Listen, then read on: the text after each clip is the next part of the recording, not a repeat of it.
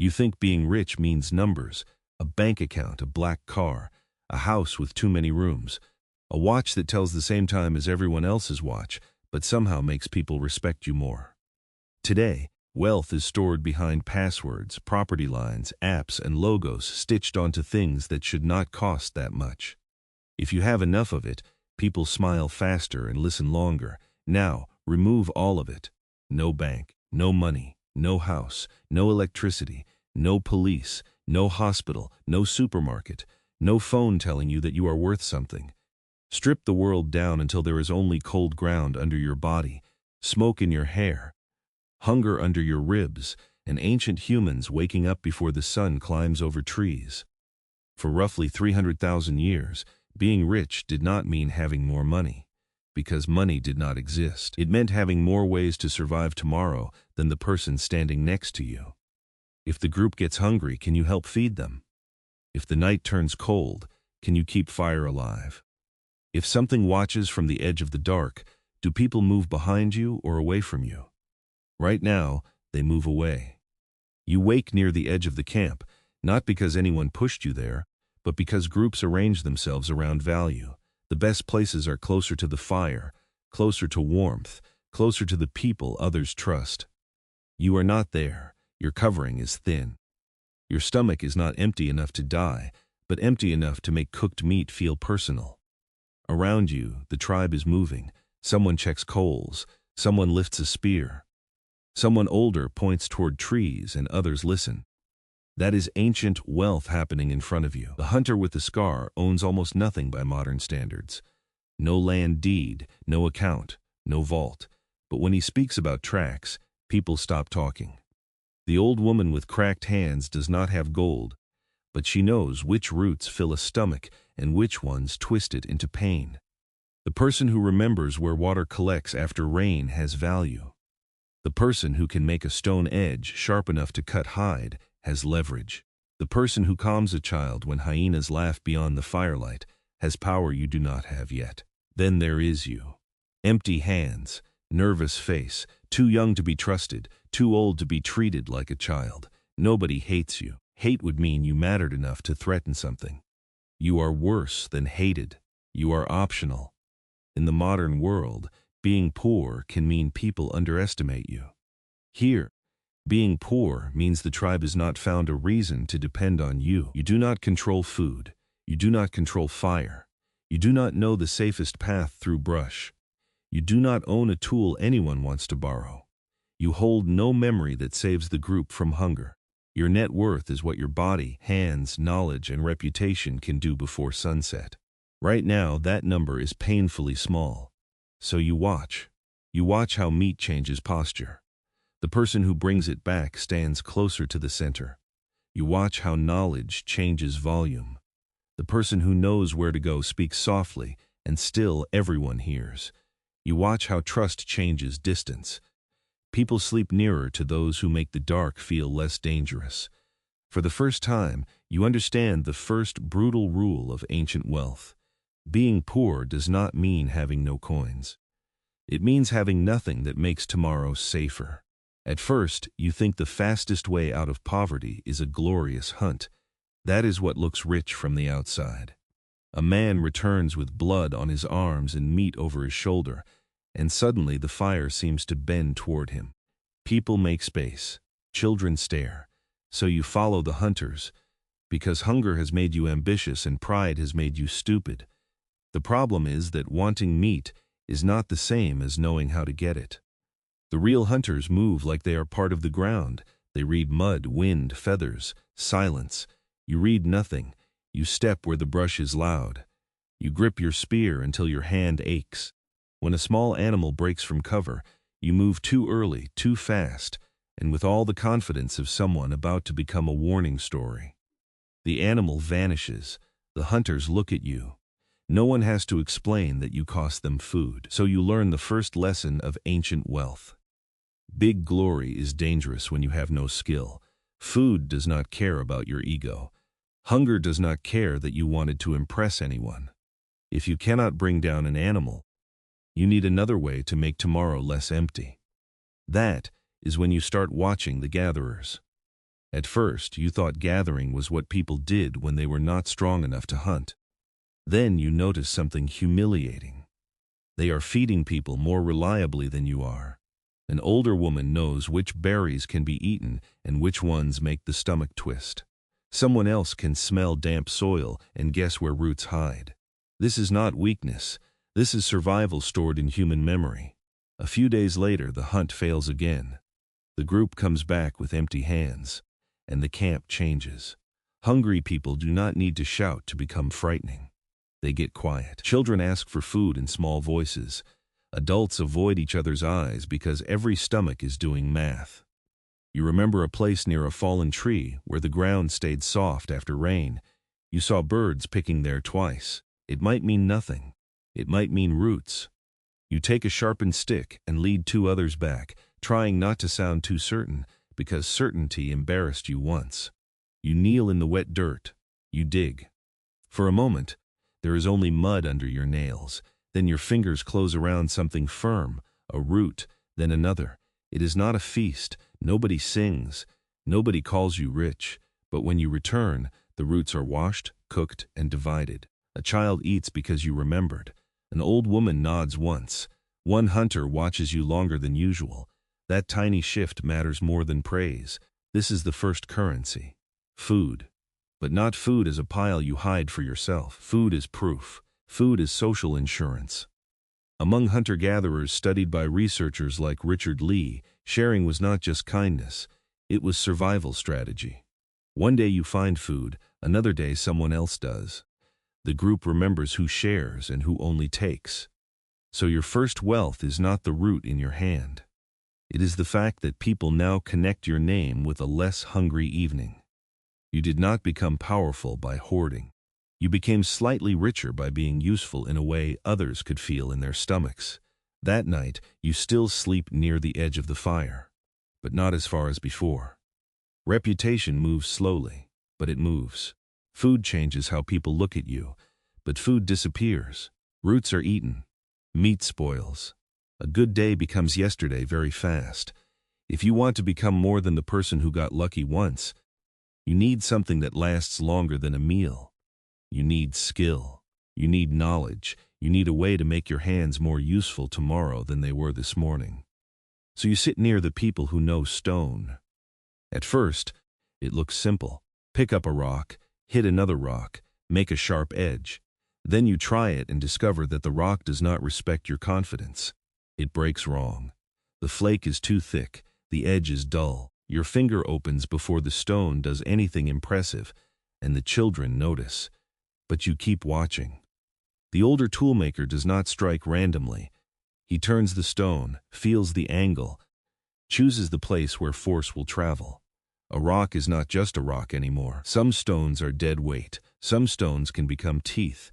A sharp flake can cut hide, scrape wood, open bone for marrow, shape a spear point, or turn an animal into food, clothing, shelter, and tools before rot steals it back.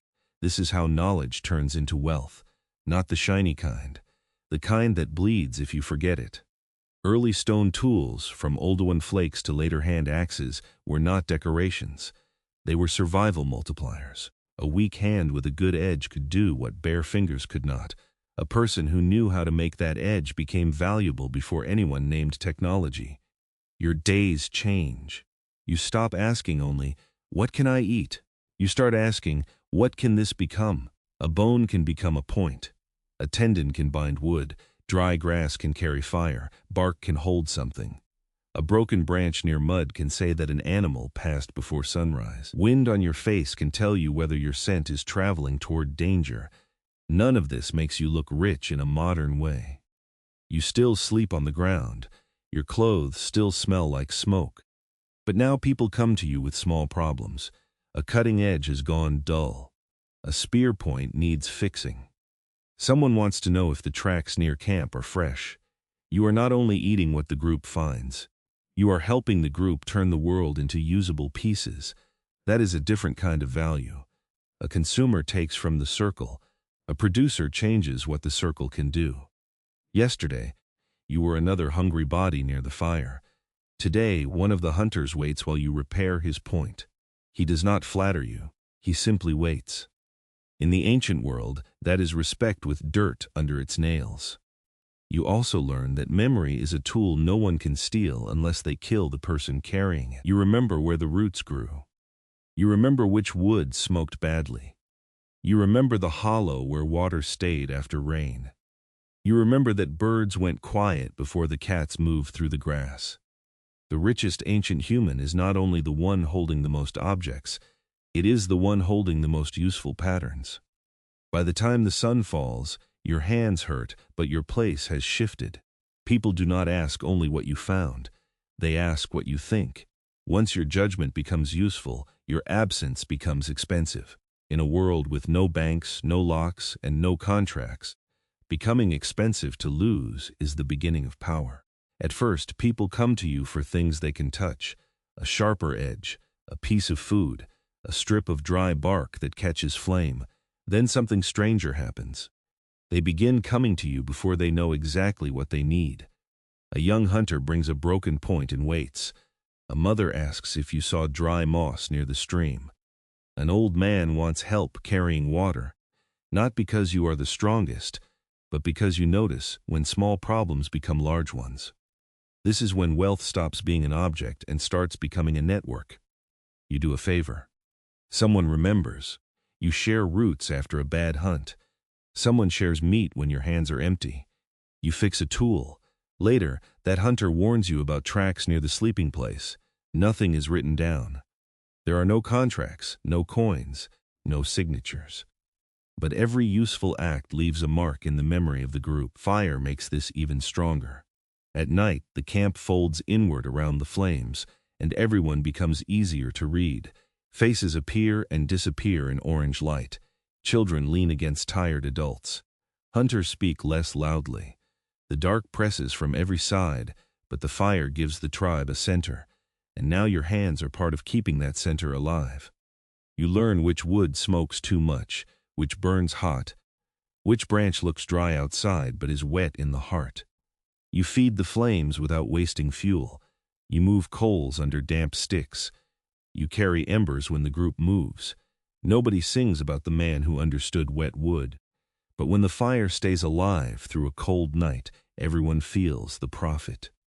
Researchers like Polly Wiesner have written about how firelight changes hunter-gatherer life. Daytime talk is often practical, but nighttime around the fire becomes a place for stories, plans, teaching, warnings, and memory. In plain English, fire is not only heat. Fire is where the group remembers what it is, and if you help keep that place alive, you become part of the group's memory too. Now people begin to orbit you differently, not like a king, not yet, but like someone whose absence would create inconvenience, and inconvenience in the ancient world can become danger fast. If a spear point breaks before a hunt, your hands matter. If food is scarce, your memory matters. If the fire is low, your judgment matters. If two people argue over meat, your earlier sharing makes both sides slightly more willing to hear you. This is social gravity. You do not force people toward you. Your usefulness bends them in your direction. A child brings you a stone and asks if it is good. A hunter leaves a better flake beside your sleeping place. Someone saves you meat because last week you helped carry wood. None of this looks like modern wealth, but it does the same ancient job. It gives you access. Still, the balance is dangerous. If you hoard everything, people watch you with hard eyes. If you give everything away, you stay weak.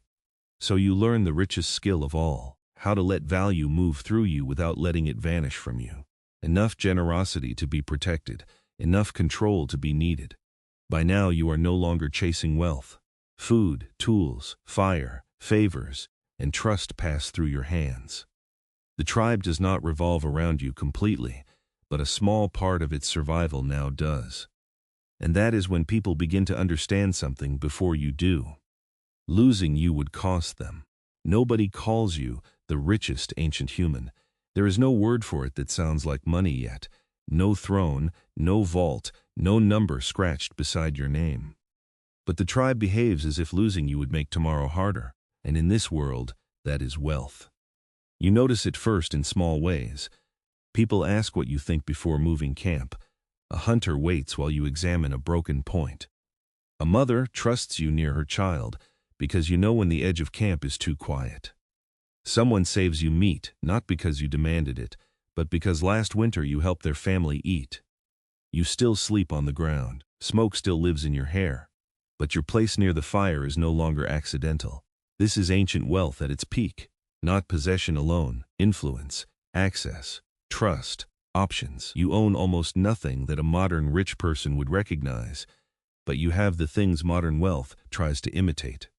People listen, people approach, people remember your favors. People stand close enough for your knowledge to protect them, and that is when danger changes shape. When you were poor, the world threatened you with hunger. Now it threatens you with envy. A younger man watches how others speak to you. A hunter dislikes that people wait for your judgment. Someone jokes that you keep the best stone for yourself, and the joke is light enough to laugh at but sharp enough to remember. Wealth makes you useful, but it also makes you visible. Then the crisis comes. The sky turns heavy. Rain beats the camp for days. Dry wood disappears. Tracks vanish under mud. Children get cold. The hunters return with nothing, and the old fear moves through the group. This is when fake wealth becomes useless. A shiny object can't feed anyone. A loud voice cannot keep fire alive. But your wealth is not fake. You remember the sheltered hollow where bark stays dry. You send 2 people for roots near the fallen tree. You repair a spear point by firelight while others sleep. You divide what food comes back so nobody feels cheated too soon. You do not save the tribe with one heroic act. You save it with a network of small things built over time. By morning, the fire is alive. The children are warm. The hunters have a repaired point. The group is still together. Nobody says you are rich. They do something more honest. They look toward you before deciding what happens next. That is the final transformation. You began with nothing because nobody needed you. Now you are rich because too many people do. Your value is no longer only in your hands. It lives in other people's choices. They share with you because you shared. They protect you because your survival protects them. They listen because your memory has saved them from hunger, cold, and mistakes. Today, wealth looks different. It sits in banks, houses, cars, screens, and things with polished names. But your ancient brain still recognizes the older kind. The person who makes life safer. The person who stays calm when pressure arrives. The person whose absence makes the room less stable. The person others cannot afford to lose. At the start, you thought becoming the richest ancient human meant having more than everyone else. More food, more tools, more fire, more people near you. But before money, the richest person was not simply the one who possessed the most. It was the one the most people could not survive without.